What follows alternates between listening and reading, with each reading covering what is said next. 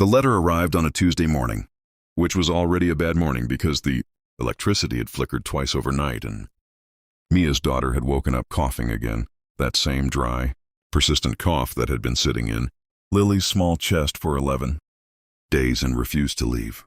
Mia Hartwell read the letter, standing at the kitchen counter in her robe, still holding the coffee she hadn't had time to drink. The letterhead said Riverside County Collections Agency. The number at the bottom of the page had 5 digits. She read it twice, then set it face down on the counter because she could not look at it anymore. And she stood very still for a moment, the way a person stands when the ground has shifted beneath them and they are trying to decide whether to fall. She did not fall. She hadn't fallen yet, and she wasn't going to start today. Mia was 31 years old.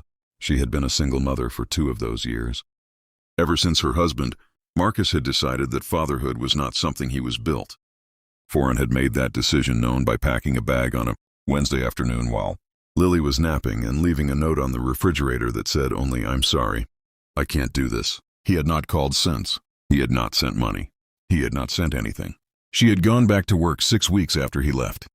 A billing coordinator position at a mid-sized architecture firm that paid reasonably and offered decent benefits, right up until the firm restructured 8 months ago, and her position was one of 43 that disappeared in a single Friday afternoon meeting. She had been collecting unemployment since then, stretching it with the careful, exhausting arithmetic of someone who checked their bank account balance before every grocery decision. The health insurance had gone with the job. Lily had been sick for 11 days. Mia had waited as long as she could, the way uninsured people wait, past the point of reasonable, past the point of comfort, right up to the edge of something she was afraid to name. When Lily woke up on the 12th morning with a fever of 103.4 and was breathing in a way that made a tight sound on the inhale, Mia stopped waiting. She drove to Riverside General at 7 in the morning with Lily bundled in her car seat and the knowledge sitting in her chest like a stone that she had no insurance card to hand anyone, no secondary coverage, nothing. She would figure out the bill later. She would figure out everything later. Right now her daughter was making that sound when she breathed, and nothing else existed. The emergency room was already busy. A nurse triaged Lily quickly, fever, labored breathing, 11 days of worsening symptoms, and moved them to a room faster than Mia expected, which both relieved and terrified her, because fast movement in an emergency room means someone is worried. A pediatric resident came first, young and efficient, ordered a chest x-ray. Then another doctor came to look at the x-ray results. And then there was a pause. The kind of pause that happens in hospitals when someone is deciding who should be in a room.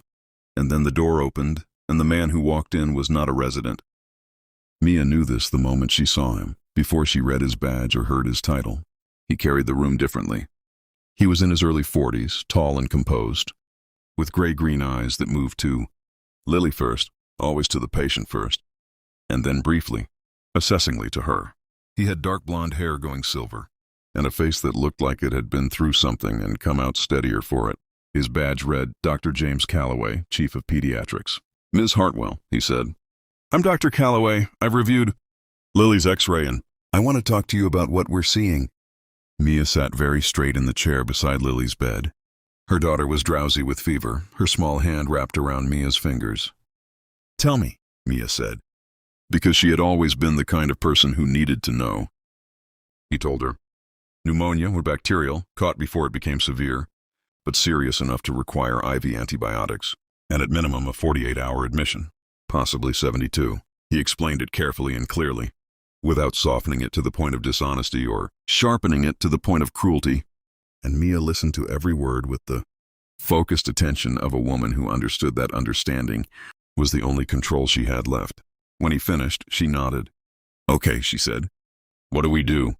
He looked at her for a moment, not pityingly, not with the particular brand of careful distance that medical professionals sometimes use with difficult situations. He looked at her the way someone looks when they are actually seeing a person. "We admit her today. We start the antibiotics immediately. She'll be monitored around the clock." A pause. "Are you okay?" The question was so simple and so direct that it caught her completely off guard.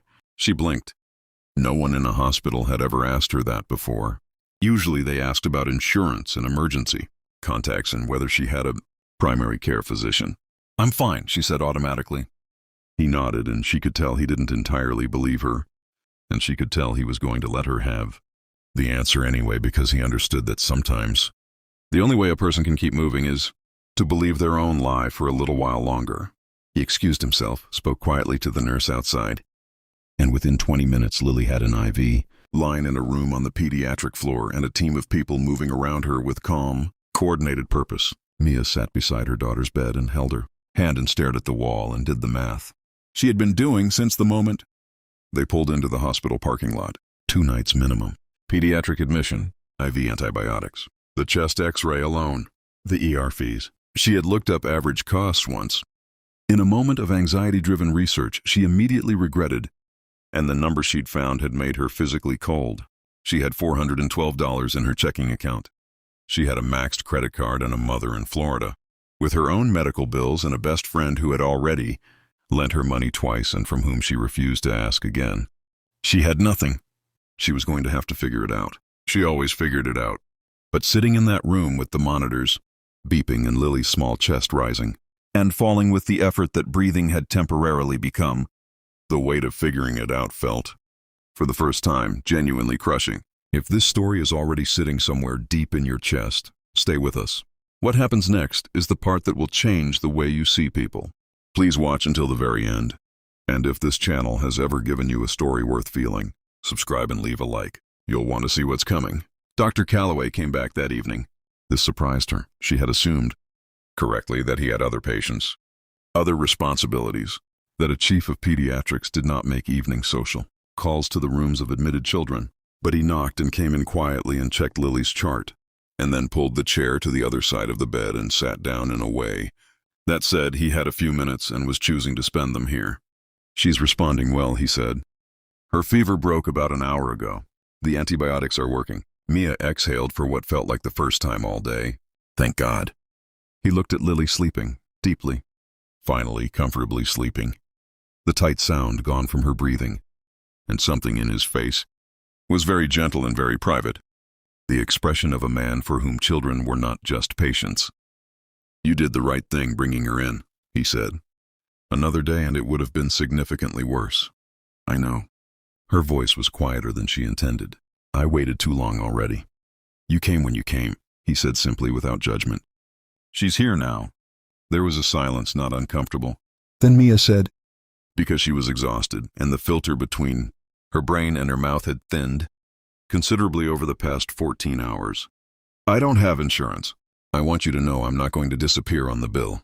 I'm going to call the financial office tomorrow and set up a payment plan or apply for whatever assistance programs exist. I want someone to know I'm not trying to avoid it. He looked at her steadily. I know, he said. She frowned slightly. You know? I know you're not trying to avoid it. A pause. The financial counselor will reach out to you tomorrow.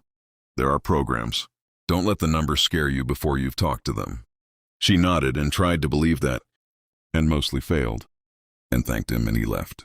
Lily went home on the 3rd day, pink-cheeked and indignant about the IV that had been removed from her arm and already asking about the cartoon she had missed.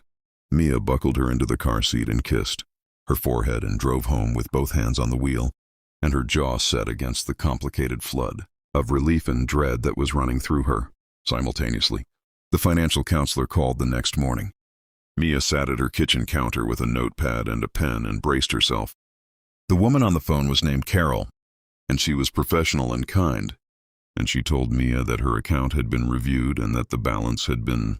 She paused here, checking something. Adjusted. Adjusted, Mia repeated. Yes, ma'am. Your remaining balance is 0. The pen stopped moving. I'm sorry, Mia said. Can you say that again? Your account balance has been paid in full. There's nothing owed. Mia stared at the blank notepad. By who? Is there a hospital assistance program that...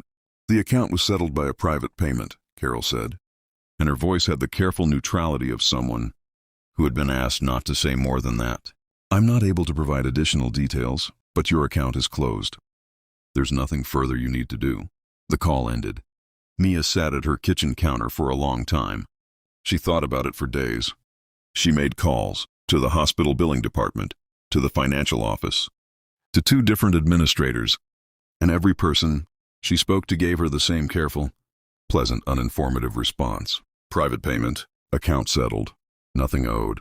She hit walls every direction she turned, politely and firmly.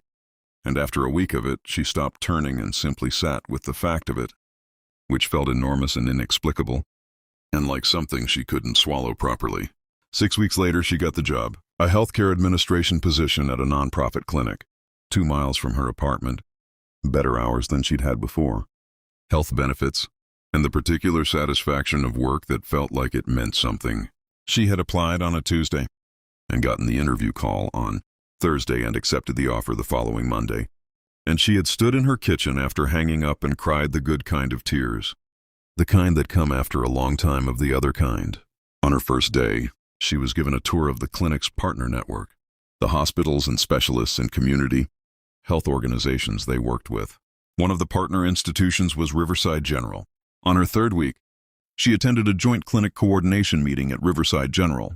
She sat at a long conference table with administrators and department heads and made notes and tried to look like someone who had been doing this job for longer than 3 weeks.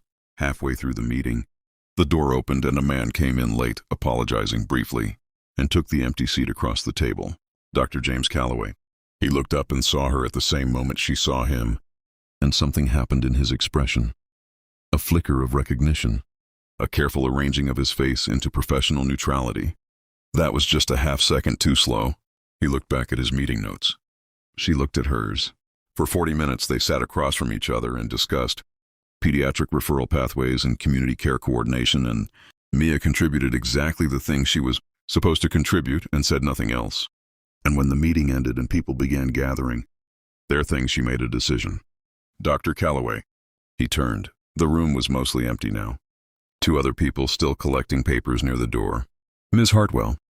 His voice was the same, measured, steady, that same quality of a man who didn't waste words. She looked at him directly. She had rehearsed this moment approximately 900 times in 6 weeks, without knowing she was rehearsing for the real thing. It was you, she said. He held her gaze for a moment. I don't know what... It was you, not an accusation, not a question, just a fact laid on the table between them, clear and clean. The bill. Lily's bill. It was you. The 2 other people had left. The room was quiet. He looked at her for a long moment, and she could see him weighing the options. Deny, deflect, minimize, and then she watched him set them all down. She was sick, he said, and you were alone. That was all. 4 words and 5 words. No performance of generosity, no expectation of gratitude, no reaching for the credit that belongs to people who do large things and want to be known for doing them. Just the plainest possible explanation, offered like it was obvious. Mia felt something give way in her chest. You didn't even know me, she said, and her voice was not entirely steady. I knew enough. He paused. You sat beside her for 3 days straight. You didn't sleep more than a few hours. You memorized every number on every monitor and asked questions that most parents don't think to ask. You told the financial office you weren't going to disappear. He looked at her quietly. I knew enough. She looked at the ceiling briefly, the way you do when you're trying to keep something in. Then she looked back at him. I have been trying to find out who did it for 6 weeks. She stopped, laughed once, a small overwhelmed sound. I needed to thank you. I needed you to know that what you did, it wasn't just a bill. We kept our apartment. I was able to keep my car. I was able to take this job because I wasn't drowning in that number. You changed the entire shape of the next year of my life and my daughter's life, and you did it without putting your name on it. He was quiet for a moment. I didn't do it for my name. I know, she said. That's why I needed to say mine. She held out her hand. He looked at it for a moment, then took it. His grip was firm and warm and lasted a beat longer than a professional handshake. And when they let go, neither of them moved immediately. How is she? He asked. Lily? Mia smiled, and it was the real kind, the kind that starts somewhere behind the eyes. She is loud and healthy and has very strong opinions about which color cup she drinks from. He smiled too, fully, for the first time. And it changed his face completely, opened it up, made him look younger and less armored and entirely human. Good, he said. That's exactly what I wanted to hear. They walked out of the conference room together, into the bright hospital corridor, and they stood for a moment at the point where their directions diverged. The clinic does a coordination meeting here every 3rd Thursday, Mia said. "I'm aware," he said. "I'll be at most of them." She nodded, he nodded. They went their separate ways down the corridor, and Mia walked to the elevator and pressed the button and stood there with the smallest, most private smile on her face, thinking about the strange and specific grace of a person who does an enormous thing and asks for nothing, and how the universe has a way of making sure those people are eventually properly found. She thought about Lily at home with the babysitter right now, drinking from whichever color cup she had claimed this morning. She thought about what it meant to be saved by someone who didn't need to be asked. The elevator opened. She stepped inside, whatever came next, and she had the quiet, settled feeling that something was coming, that third Thursdays were going to start meaning something. She would face it the way she had faced everything else, with her eyes open, her back straight, and a heart that had learned, slowly and painfully and then suddenly all at once, that accepting grace is not weakness. It is, in fact, the bravest thing there is. There are people in this world who do extraordinary things in complete silence, who change the entire shape of someone's life and never once ask to be thanked. If you know someone like that, you already understand what this story is really about. And if you've ever been the person who needed saving and didn't know how to ask, this story was for you. Watch until the very end of every video on this channel, because we put the most important part there. And if this moved you tonight, subscribe, leave a like, and share it with someone who needs to be reminded that kindness still exists. It does. It's just quiet.